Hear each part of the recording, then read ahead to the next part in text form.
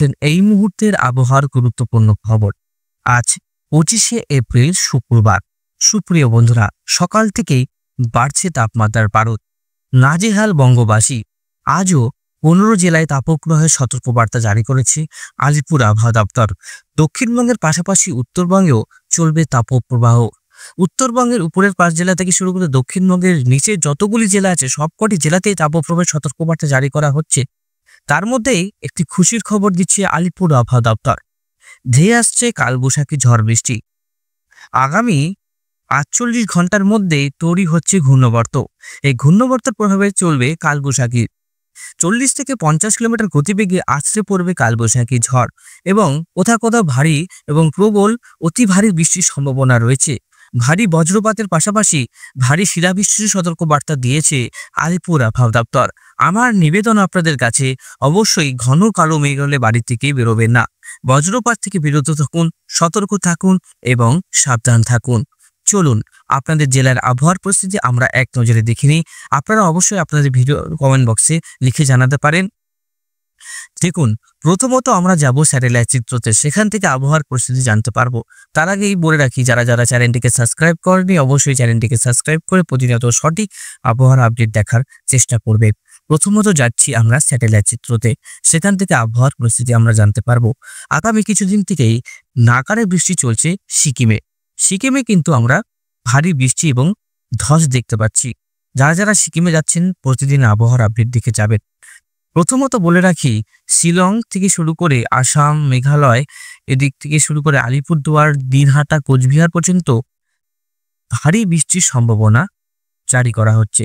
এদিকে কলকাতা, চন্দননগর, আরামবাগ, বর্ধমান, কাটোয়া, মেহেরপুর, রাজশাহী থেকে শুরু করে সমস্ত অঞ্চলে দেখুন হালকা একটা হেজি ভাব রয়েছে, মানে হালকা একটা মেঘ রয়েছে। খুব ভারী নয়, হালকা একটা মেঘ। রোদ উঠছে আবার একটু মেঘ হচ্ছে, রোদ উঠছে আবার একটু মেঘ হচ্ছে। হেজি ভাব রয়েছে কোথায় কোথায়? নদিয়া ডিস্ট্রিক্ট আর হচ্ছে আমরা বারুইপুর, মিজিরপুর, তমলুকের দিকে দেখুন হালকা একটা মেঘলা রয়েছে, কিন্তু গোমট ভাব থাকবে। মালদা, মুর্শিদাবাদ, বীরভূমে তাপপ্রবাহের লাল সতর্কবার্তা জারি করা হচ্ছে। এই 3টি জেলায় কিন্তু ব্যাপকভাবে তাপপ্রবাহ থাকবে। আগামী 3-4 দিনের মধ্যে বাংলাদেশে প্রবল কিন্তু কালবৈশাখী চলবে। আমি আবারও বলে রাখি, দক্ষিণবঙ্গের পাশাপাশি বাংলাদেশেও প্রবল কালবৈশাখী চলবে। একটা সার্কুলেশন তৈরি হওয়ার কথা আছে, মানে ঘূর্ণিঝড়ের কথা বলা হচ্ছে। ঘূর্ণিঝড় মানে সেই ঘূর্ণিঝড় না, সামুদ্রিক ঘূর্ণিঝড় না, একটা টর্নেডো বলে একটা ব্যাপার সিস্টেমিক তৈরি হচ্ছে। সেটা কিন্তু আমাদের পশ্চিমবঙ্গের কিছু কিছু জেলার হওয়ার সম্ভাবনা আছে। 2 মেদিনীপুর, উত্তর 24 পরগনা, দক্ষিণ 24 পরগনা, এই কটি জেলায় আর ঝাড়গ্রাম। দেখুন, অনেক সময় দেখা যায় টর্নেডোর মতন একটা জিনিস। আপনারা যারা যারা এটার সম্মুখীন হয়েছেন তারা অবশ্যই ভিডিওর কমেন্ট বক্সে লিখে জানান। আপনারা নিউজও দেখতে পাচ্ছেন টর্নেডোর মধ্যে একটা জিনিস, মানে সার্কুলেশন, যে উইন্ড যা বাতাসের চারপাশে ঘুরতে থাকে, অনেক একটা কেন্দ্রবিন্দুকে চারিদিকে ঘিরে দেখবেন অনেকটা গতিবেগ নিয়ে ঘুরতে থাকে। ঠিক আছে, সেখানে কিন্তু বায়ুর গতিবেগ 80 থেকে 100 না, 120 কিলোমিটার গতিবেগ থেকে 150 কিলোমিটার গতিবেগ অনেক জায়গায় হয়ে যায়। কোনো কোনো জায়গায় তো 400 কিলোমিটার গতিবেগে টর্নেডো দেখা যাচ্ছে, সেটা আমরা ইউএসএ দেখতে পারি। কিন্তু এখানে এমনটা না, এখানে 40 থেকে 100 কিলোমিটারের মধ্যে থাকতে পারে। ঠিক আছে, তো মোটামুটি আমরা দেখতে পাচ্ছি বালাসোরের দিকে হালকা একটা বজ্রগর্ভ মেঘ তৈরি হয়েছে। বঙ্গোপসাগর থেকে শুরু করে আরব সাগর পর্যন্ত দেখুন পুরোপুরিভাবে একটা বৃষ্টি এদিকটাই হচ্ছে। আমাদের এদিকে নিম্নচাপ এখনো পর্যন্ত নেই। একটা ঘূর্ণাবর্ত তৈরি হবে আগামী 48 ঘন্টার মধ্যে তৈরি হবে। তারপরে কিন্তু বিক্ষিপ্তভাবে তুমুল ঝড় বৃষ্টি চলবে, তুমুল ঝড় বৃষ্টি। পশ্চিমের জেলাগুলো তো লাল সতর্কবার্তা, আমি বলছি পশ্চিমের জেলাগুলোতে, আমি আবারও বলছি লাল সতর্কবার্তা। চাষি ভাইরা শুনে রাখুন, আগামী 48 ঘন্টা মানে 27 তারিখ থেকেই কিন্তু ব্যাপক পরিবর্তন ঘটবে আবহাওয়ার। মানে অস্বস্তিকর যে আবহাওয়ার তৈরি হয়েছে, যে গরমটা রয়েছে, যেটা মানুষ সহ্য করতে পারছে না, যে গরমটা, সেটা কিন্তু এটা হিউমিডিটি, অস্বস্তিকরণ যেটা আছে, মানে হিউমিডিটি লেভেল প্রচুর চলে যাচ্ছে। বারবার জল পিপাসা পাচ্ছে। এর জন্য কি হচ্ছে, এখন আমরা বারবার জল পান করছি। সেই যে অস্বস্তিকর অবস্থা, সেটা ঠিক হতে আরো 2 দিন সময় লাগবে। আরো 27 তারিখ বিকেল পর্যন্ত আবহাওয়া কিন্তু পরিবর্তন হওয়ার সম্ভাবনা রয়েছে। মানে বিকেল থেকে 27 তারিখ বিকেল থেকে কালবৈশাখী ঝড়ের সম্ভাবনা রয়েছে। বন্ধুরা, আমরা একটু বৃষ্টিপাতের দিকে যাব। বৃষ্টিপাত আমরা বৃষ্টিপাত 25 তারিখ থেকে আমরা যেটা দেখতে পাচ্ছি, 25 তারিখে কোনো বৃষ্টির সম্ভাবনা দেখতে পাচ্ছি না। স্থানীয় মেঘ থেকে হলেও হতে পারে, সেটা কিন্তু আপডেটে আসে না অনেক সময়। 26 তারিখ থেকে বৃষ্টিটা আসাম, গুয়াহাটি, ধুবড়িগড়ের দিকে তো হেভি রেনফল হচ্ছে। ২৭ তারিখ বিকেল থেকেই আমরা ঝড় বৃষ্টি লক্ষ্য করতে পারবো মালদা, বীরভূমে আর মুর্শিদাবাদে। তারপরে বৃষ্টিটা থাকবে কলকাতা, মেহেরপুর, তেজলিকুপা, চন্দননগর, চাকদা, কৃষ্ণনগর, পান্ডুয়া, অভয়নগর, খুলনা, লোহাগড়া, মেদিনীপুরে তুমুল ঝড় বৃষ্টি। দারভাঙ্গাতে ঝড় বৃষ্টি থাকবে। তোর উত্তরবঙ্গের কিছু জেলাতে ঝড় বৃষ্টি থাকবে। দেখুন ময়মনসিংহ, তারপরে হচ্ছে যশোর, লোহাগড়া, সিংড়া, সিরাজগঞ্জ, বাগমারা, মালদা, তারপরে করণদিঘি, কিষানগঞ্জ, ইসলামপুরের কাছাকাছি এইসব অঞ্চলে ঝড় বৃষ্টি চলবে ২৭ তারিখে।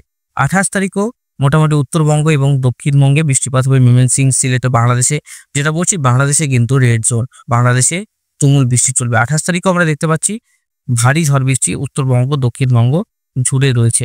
দিকে রাজশাহী থেকে শুরু করে বরফপুর, আজিমগঞ্জ, বেলডাঙ্গা, কাটোয়া, কৃষ্ণনগর, বগনান, অভয়নগর, বরিশাল, পিরোজপুর, মতিরহাট, চন্দননগর, কলকাতা, তারপরে বারুইপুর, বিজিরপুর, হলদিয়া, কোলাঘাট, অতুলপুর থেকে শুরু করে সিউড়ি, নলহাটি সমস্ত অঞ্চলে ঝড় বৃষ্টিটা চলবে।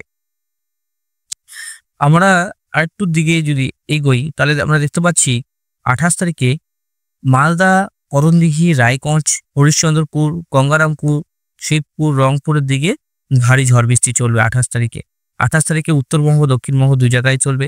দেখুন ২৯ তারিখে দক্ষিণবঙ্গে চলবে। দক্ষিণবঙ্গের এই সব জেলাগুলোতে বাঁকুড়া, পুরুলিয়া, দুর্গাপুর, ঝাড়গ্রাম, বর্ধমান, চন্দ্রকোনা, চন্দননগর, কৃষ্ণনগর, ঘুষকোড়া, রঘুনাথপুর, মানে বীরভূম জেলা অঞ্চল নিয়ে, ঝাড়খণ্ড নিয়ে এই জিনিসগুলো তৈরি হচ্ছে। ঘূর্ণাবর্ত ৩০ তারিখেও আমরা ঝড় বৃষ্টি দেখতে পাচ্ছি। ১ তারিখেও ঝড় বৃষ্টি দেখতে পাচ্ছি। ২ তারিখেও ঝড় বৃষ্টি রয়েছে, কম রয়েছে অপেক্ষিত। ৩ তারিখ, ৪ তারিখ বিক্ষিপ্ত হবে রয়েছে। ৫ তারিখেও রয়েছে। সমস্ত অঞ্চলেই কিন্তু ঝড় বৃষ্টি লাগাতার চলবে মে মাস থেকে। তারপরে আস্তে আস্তে কিন্তু পরিবর্তন আসবে, গরম থাকবে, আবার বৃষ্টি হবে, গরম বাড়বে। তো সেই সময় একটা নিম্নচাপের তৈরি হওয়ার সম্ভাবনা রয়েছে মে মাসে। আর মে জুন মাসে একটা ঘূর্ণিঝড়ের সম্ভাবনা রয়েছে, যেটা আপডেট রয়েছে মোটামুটি মে আর জুনের মাঝখানের দিকে। আর এদিকে আমরা অ্যানিমেশনে যাব, কতটা বৃষ্টিপাত হতে পারে, কম হলো না বেশি হলো সেটা আমরা দেখতে পাচ্ছি। বৃষ্টিপাত কিন্তু আমাদের রাজ্যে অনেকটা বাড়লো, এই মুহূর্তে প্রায় ১০০ মিলিমিটারের কাছাকাছি। উত্তরবঙ্গের বৃষ্টিটা একটু বাড়লো ৭৬ মিলিমিটার, যেখানে ২ দিনাজপুরের বৃষ্টি ছিল ৩৩ মিলিমিটার, সেখানে হয়ে দাঁড়ালো ৬৬ মিলিমিটার। ইসলামপুরের কাছাকাছি ৬৮, কিষানগঞ্জ, পীরগঞ্জের দিকে বাংলাদেশের ১০৯ মিলিমিটার, আমাদের মালদার দিকে ৭৪ মিলিমিটার, আমাদের দেওঘর, নলহাটির দিকে ৭৯ মিলিমিটার, কলকাতার দিকে ৬৫-৬৭ মিলিমিটার, নদিয়া ডিস্ট্রিক্টে ৯৪ মিলিমিটার, সিলেটে ১২৫ মিলিমিটার, এদিকে আলিপুরদুয়ার, কোচবিহারে ৭১ মিলিমিটার, ধুবড়িগড়ে ২১৪ মিলিমিটার। দেখতে পাচ্ছেন আবহাওয়ার পরিস্থিতি কতটা বদলাচ্ছে আস্তে আস্তে। কিন্তু বৃষ্টিটা ঠিক এই জায়গাটা ছিল, বৃষ্টিটা কিন্তু ঠিক এই জায়গাটা পৌঁছে গেছে। বিশাখাপত্তনমের কাছাকাছি বৃষ্টিটা আমরা হেভি রেনফল দেখতে পাচ্ছি। বিহার থেকে শুরু করে ঝাড়খণ্ড, উড়িষ্যা, বাংলাদেশ, মেঘালয়, ত্রিপুরা, আমরা ত্রিপুরা রাজ্যে কিন্তু বৃষ্টি পাচ্ছি প্রায় ৬৫ থেকে ৭১ মিলিমিটার। তো বন্ধুরা বুঝতে পারছেন আবহাওয়া কতটা পরিবর্তনশীল। এবার আমরা বজ্রপাত দেখব, কোন কোন অঞ্চলে কোন কোন দিন সব থেকে বেশি বজ্রপাত হবে। প্রথমত সব থেকে বেশি বজ্রপাত কবে হবে সেটা আমরা আবার দেখব। ২৬ তারিখে কোনো বজ্রপাতের সম্ভাবনা নেই আমাদের, গুয়াহাটি, আসামের দিকে সম্ভাবনা রয়েছে ২৬ তারিখে। ২৭ তারিখে উত্তরবঙ্গের দিকে বজ্রপাত হবে, এটা আপডেট রয়েছে।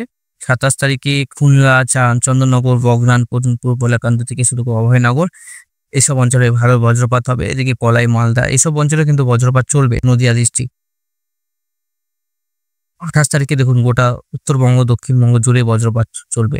তাহলে বলে রাখি ২৭ এবং ২৮ তারিখ, ২৭ এবং ২৮ তারিখ ভালোই কিন্তু বজ্রপাত চলছে। নদিয়া ডিস্ট্রিক্ট, কলকাতা, উত্তরবঙ্গ, দারভাঙ্গা থেকে এই অঞ্চলগুলোতে ভালো ঝড় বৃষ্টি লক্ষ্য করা যাবে।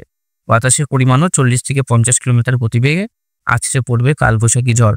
২৮ তারিখ, ২৯ তারিখ, ৩০ তারিখও রয়েছে, ১ তারিখও রয়েছে, ২ তারিখও রয়েছে, ৩ তারিখও রয়েছে। বন্ধুরা সব দিনই কিন্তু বজ্রপাত রয়েছে আমাদের রাজ্যে।